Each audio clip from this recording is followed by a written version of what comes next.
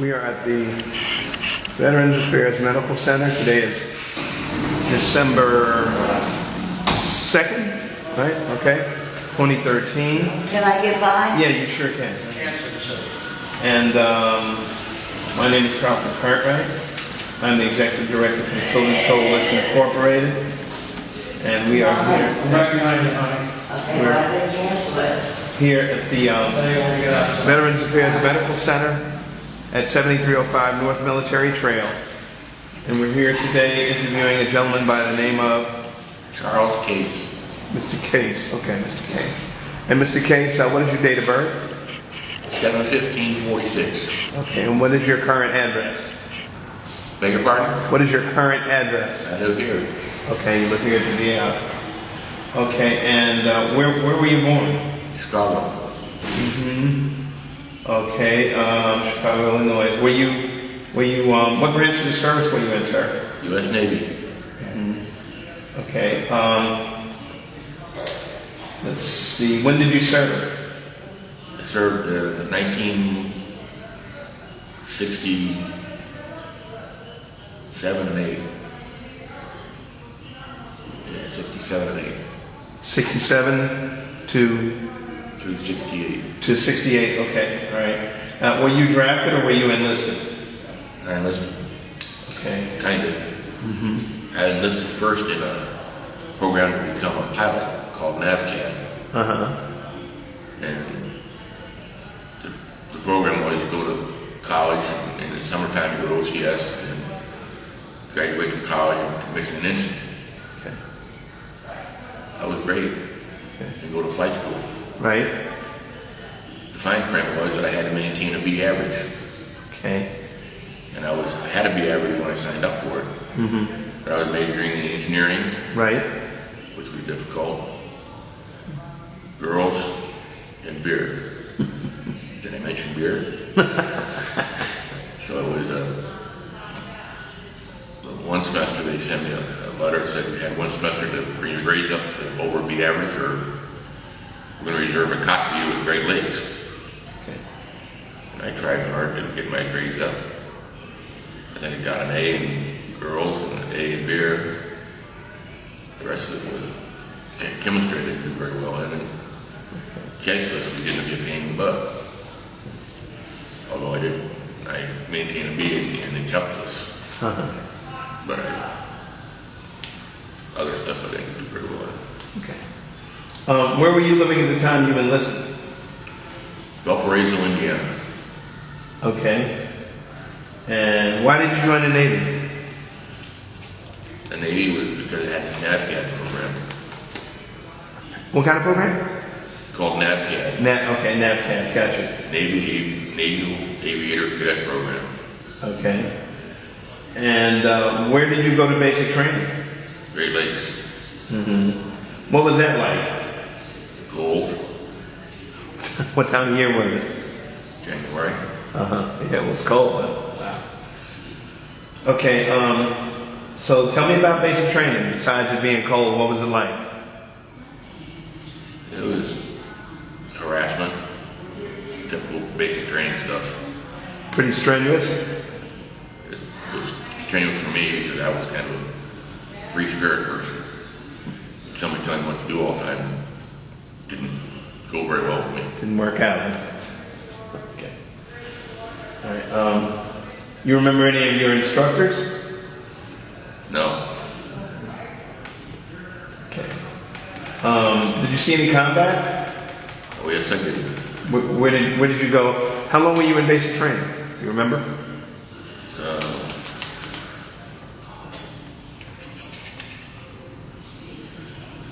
I think it was 12 weeks. Where did you go after that? I went to Coronado, California. Oh, okay. Is that Southern California? Yes. Okay. All right. And what did you go there for? I started out with BUDS, went to BUDS, started BUDS training, basic underwater combustion systems. Okay. And how long did that last? It was supposed to last 26 weeks, but I didn't quite make it. Okay, so then what did you do? I went to Vietnam, patrol boat, BBRs. And how long were you there? I was in Vietnam for 14 months. Where did you go in Vietnam? Vinh Long and Na Bay. Okay. What is it? Say it again. Vinh Long and Na Bay. Uh-huh. Vinh Long was on the Cochin River, and Na Bay is in the Rung Side Special Zone. And what was that like? Tell me about your experience there. It was all right if you didn't mind getting shot at once in a while. What kind of interval was that? Was that Pardon? so many times a day, once a week? How often did you get shot at? Oh,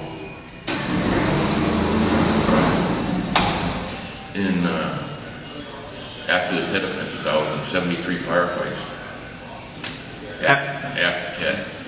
Okay. Mr. Karen, After Ted, Yeah, I was in 73 firefights. you're in 73 firefights? Wow.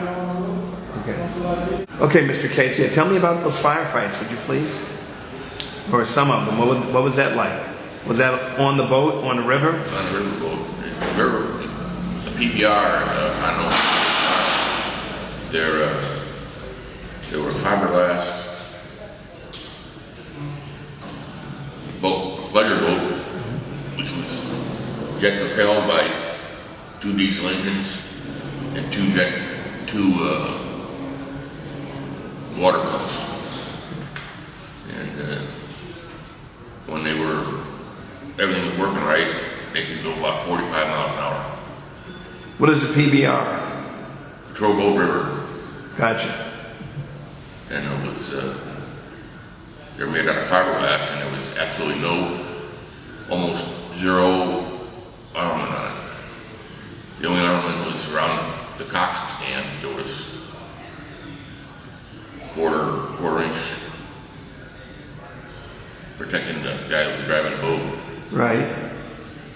And then there was two pieces of armor on the engine covers that could protect you if there was an M60 mounted on one of the engine covers, and that protected that guy. Okay. And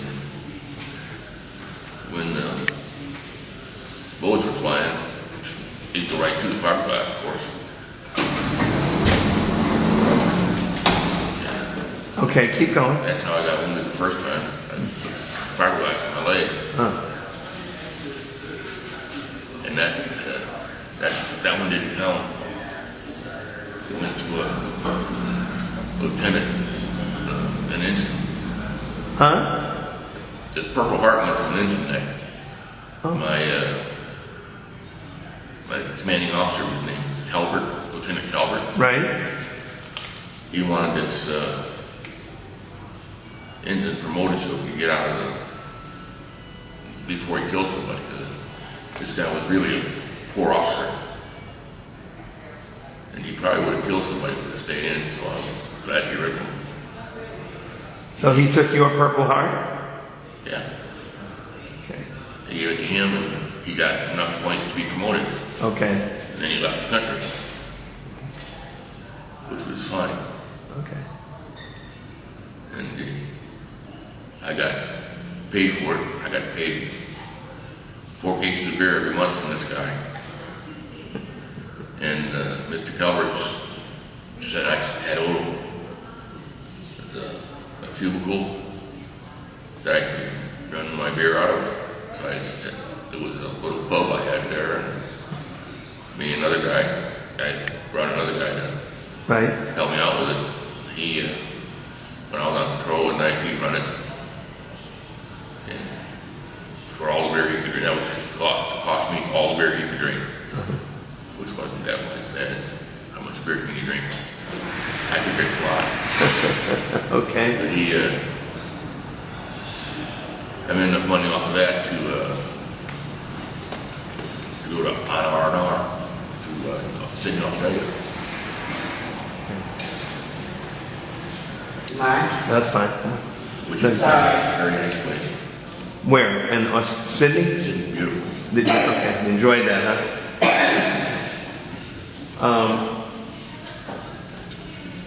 Tell me about some of your most memorable experiences besides that in the military. We did a lot of work with the SEALs. Uh-huh. I went on several missions with the SEALs. Okay.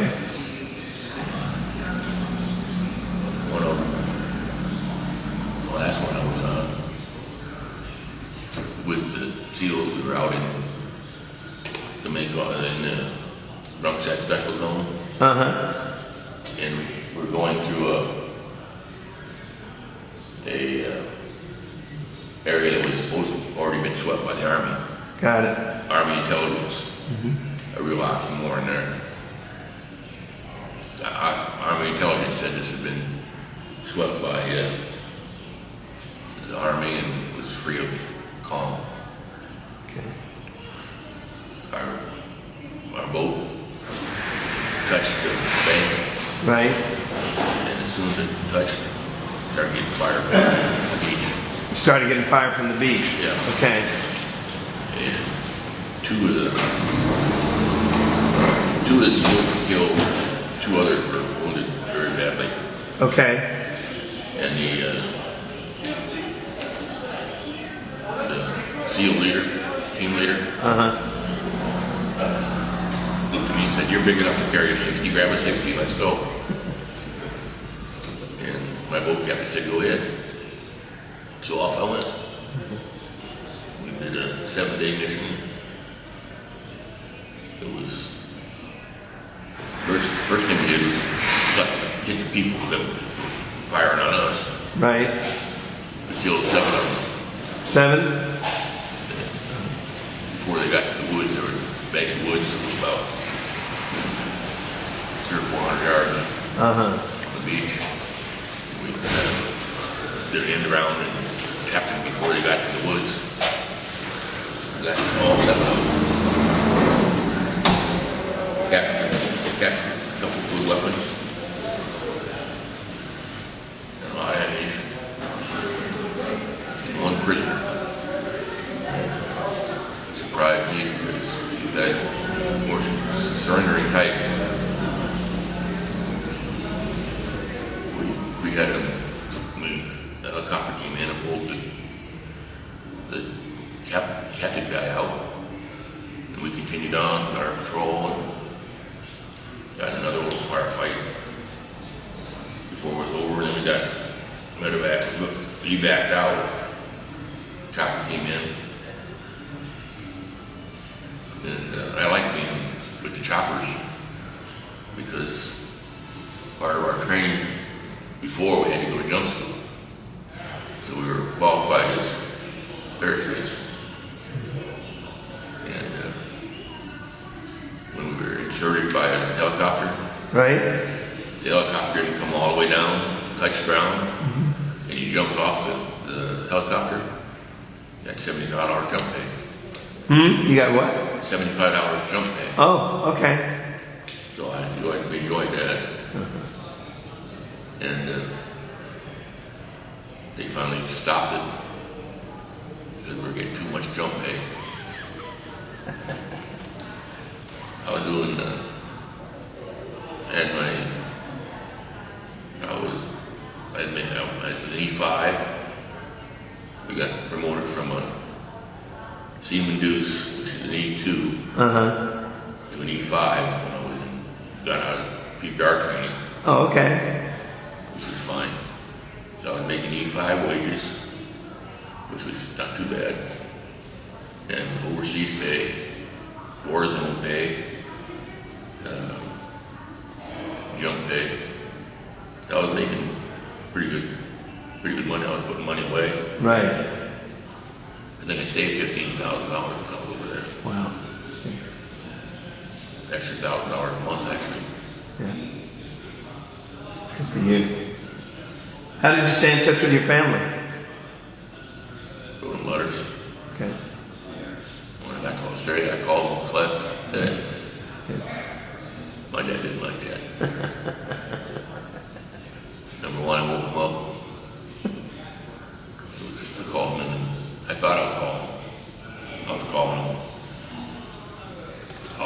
8 o'clock in the morning, Right. but I was calling him at 4 o'clock in the morning, because I don't know why it was at the time.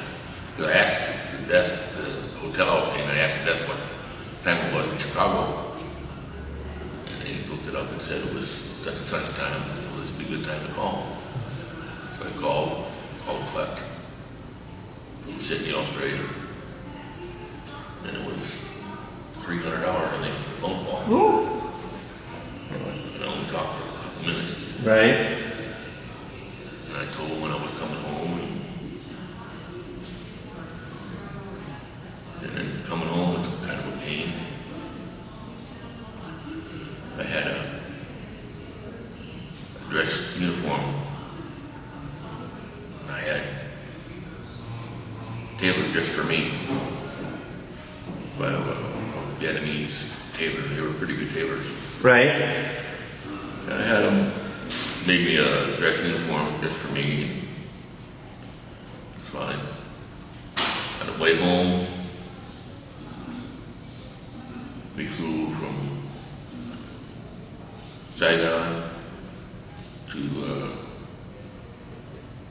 Japan, Kusa, Japan, I think it was. And from Japan, we were supposed to take the flight up around the northern back to which we did. And When you say up back around, you mean to San Francisco? San Francisco, yeah. Excuse me. Uh-huh. And when I got during the flight, I would change out of my fatigues and into this dress uniform, and I was pretty good looking. And as I got off the plane, the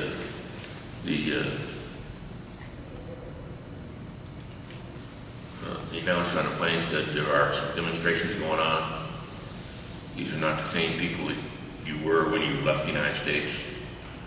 Don't harass them, don't fight with them, don't just leave them alone. It's kind of hard because they were like stacked up right behind that door. What people were these? Demonstrators, Ah. Yes. yeah, protesting against the Vietnam War. Mm-hmm. And as I got off, we got down the stairs of the airplane and started going into the Doggone it. Go back to, he reached out with his greasy old hand, grabbed my shirt and called me a baby killer and spit on me. that was a hippie. Hippie again. And when he took my hand off, he had a big grease mark right here and On your white uniform? my white uniform. And he still had hold of it like this. And I grabbed his arm with my one hand, like this, like the squirt. With this hand, I came down and chopped it. And I heard it crack, so I know I broke his arm. Okay. And he called me a baby killer and went off crying. And I was on the news that night. And I went to Treasure Island to be discharged. Yeah. And I thought, like, if you were in the Army, when you got back to the States, you got discharged. Right. Not the Navy. Navy takes, we have to process your papers and do it correctly. We can't do it like the Army does it. Well, what's so different about it? That was a bad question. I shouldn't ask that question. But they gave me a choice. I could stay in San Francisco for 3 weeks or a month to be discharged, or I could go to Great Lakes and be discharged to Great Lakes. I'm going to Great Lakes. Right. So I flew to Great Lakes, called my dad, said I'm going to be in O'Hare at such a time, I think. And I can come home for the afternoon, but I have to be to Great Lakes that night to be by 6 o'clock. Okay, we'll get you there. And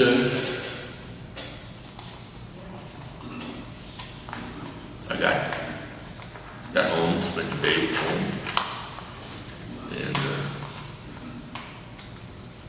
drove up to Great Lakes, checked into Great Lakes, and I was doing my choice of duty. Right. And one of the duties I could do was be a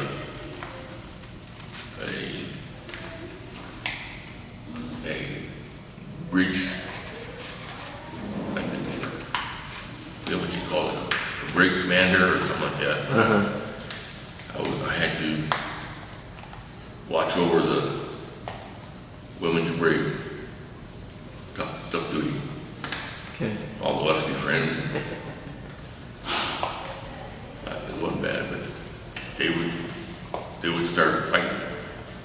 We were gonna sleep with who that night. I just let them fight. And one night it got real bad. I've been doing it this is the third week I'm doing it. And they got fighting and fighting and fighting. And I had to call my officer in charge, Right. which was a woman, Lieutenant Gacy, who'd been in the Navy forever. I think back George Washington, he was commissioned. But she took the time. The fight was getting worse, and people were getting hurt. And there was just a big room about the size of that patio right there. Right. And I just let him go. I'm not going to go in there. I'd already been shot. I had 3 broken hearts. I'd been actually shot 5 times. Down the one the ancient got. And she came up and said, "Go in there and stop that." I said, "Oh, ma'am." I said, "That's an unlawful order." I said, "I don't think I should go in there and do that." I said, "I spilled enough blood for Uncle Sam. I don't want to spill it again anymore." Well, I call the MPs. Well, she called the MPs. There's SPs, short patrol. And they got there, and the first thing she did is put him under arrest. So she put me under arrest, which was, I had restricted the barracks. That was, they put me in the brig. What happened? They got me to barrack restriction, and I Huh? asked for a captain's mask. I didn't want a A captain's what? mask. Okay, what is that? That's, instead of being court martial, Oh. that was one step down from being court martial. Ah, okay. And I asked for a captain's mask, and I asked for one because I'm supposed to be discharged that following Wednesday. That was the day that they told us set up, and all my paperwork was all done. And I got, pardon me, I went to the captain's mess. And it was presided by a lieutenant commander and a full lieutenant. Those were the 2 officers in charge of my captain's mess. Right. And the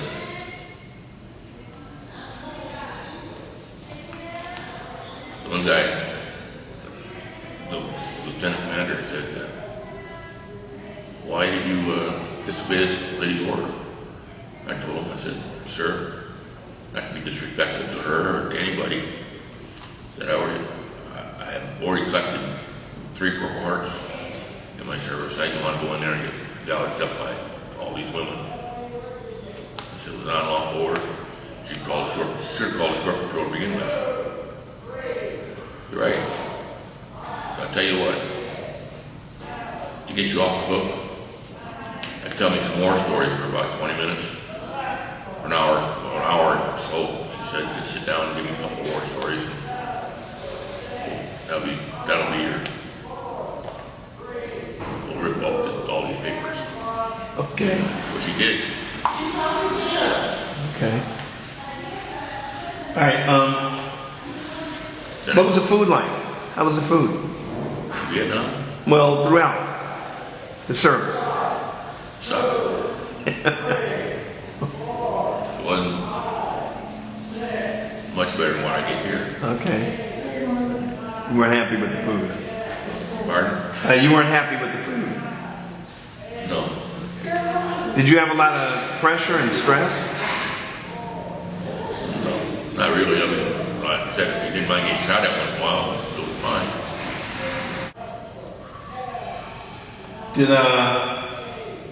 So what did you do on leave? When you went on leave, what did you do for entertainment? We played cards and drank beer.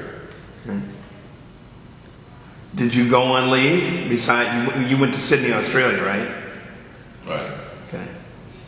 That was the only time I went on leave. Okay. All right, that's cool. Okay. What did you think overall of your fellow soldiers and officers? My crew, I liked the guys in my crew. Okay. One of my best friends he was killed on the last day I was there. Really? We're in Vietnam? Vietnam, yeah. It was a shame. He had a little girl he'd never seen. She was born after she was conceived when we were still in training and was born while we were over there. Right. And he'd never seen her. That was the last thing he said. Not even pictures? His wife didn't send him Oh, pictures? he sent pictures, but Yeah, but not, gotcha, never seen her. not face to face, yeah. Gotcha. And the last thing he said to me before he died was, take care of my little Melanie for me. And I went down to Virginia to see her one time, Right. say hi, but I've never seen her since.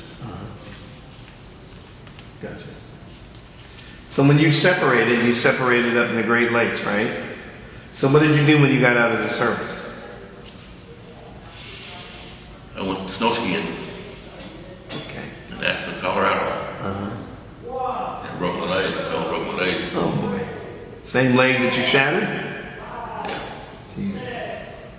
Yeah. So did you go back to school or get a job or what? I got a job as I was a draftsman for a furniture company that made chairs. And I didn't design, but all the parts for the chairs I made, I drew blueprints for these chairs, Right. customized them. Like if there was one board that was 17 inches long Uh-huh. and so many dowels in it. I tried to customize all the parts so that when they ordered parts, they could order, 47 of these parts, Uh-huh. and that's how many chairs they're gonna make for that 47. Mm-hmm. Instead of having, when they ordered the whole frames, if they had parts, they could go, they had these extra parts all the time because they send all the chairs, parts of the chairs to them, and if they didn't use this one 17-inch board, Right. they just had extras. And I customized that so that wouldn't happen anymore. Then I learned how to be a time study engineer.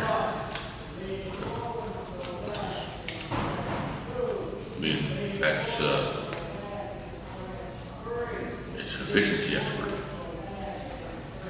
So I go out and time the job and make recommendations on how it would be improved, or how the person could improve the job, or how long it should take to do this job, Right. and how much it costs us to do the job, and that's, we set the program up so that if you were working this job, you're supposed to produce so many of them a day. You should do so many, you can build so many frames, you can paint so many eggs, you can do so much of something every day. Right. And if you did more than that, you got paid more than that. If you didn't do that much, you get paid. Which I thought was fair. Most people didn't like me for doing it. That's the way it goes. Right. And then I went to the food business, went to Ottumwa, Iowa, to work for John Morrell and Company. As a time study engineer, and did a lot of things with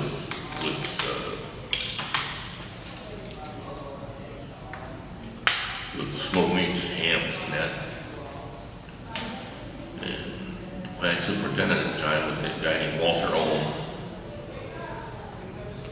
And years later, I was working, about 4 or 5 years later, I was working for another company in Florida. Kaplan Industries up in Bartow. And Mr. Ohm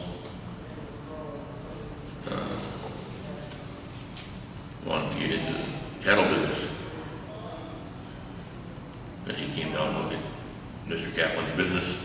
Right. And we came up. You remember me? Okay. And offered me a job with fast food merchandisers is the name of the company. Fast. Food merchandisers, but it's the manufacturing division of Harvey Restaurants. Oh, okay. Oh, all right. I went to work up in Forest City, North Carolina. And was the plant superintendent there, and eventually became the plant manager. Which was fine. And then Walter wanted to promote me. And he didn't want me to move out of Forest City yet. But he wanted me to work in the main office in Raleigh. Okay. And so I drive from Fort City to Raleigh, which is about a 6-hour drive. And I stayed up there all week. Right. And come home for weekends. And that got to be a real pain. I didn't want to leave my wife and kids. And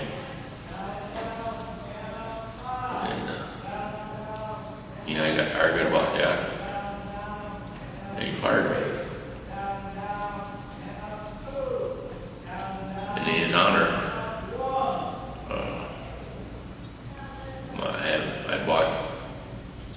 I had 2 English bulldogs, and I named him Walter. That's why, because the bulldogs look just like Walter. Okay. And I thought it was kind of funny. And Walter and I remained friends, even though he fired me. What kind of influence do you feel the military has had on your life? Well, I thought I could do anything I wanted to do. Stick with the grind and do what you have to do and get it done. And because I did that when I was in the working force, I got promoted. I was a vice president and general manager of a beef concern in Augusta, Georgia.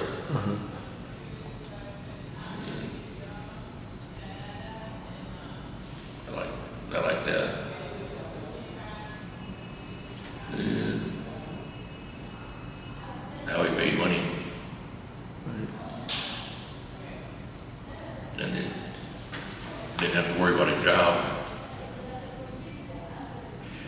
Did you ever use your GI Bill? No, No, you never use it? Well, you never use your education benefit, is that it? right. But you use your medical benefit though, obviously. Okay. And Yeah. I tried to use my GI Bill to buy a house, but by the time paperwork got stuffed through the service, all the different steps, I had to buy the house a different way. The Oh. house was either going to be bought or sold, and you had to act on it, so I had to come up with money and buy the house, which is fine. And actually, it saved me money one time. The house I was trying to buy with GI Bill, Yeah.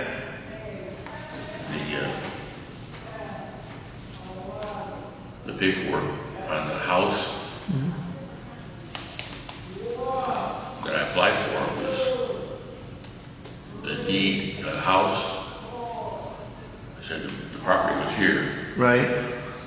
but that's in real terms it was here.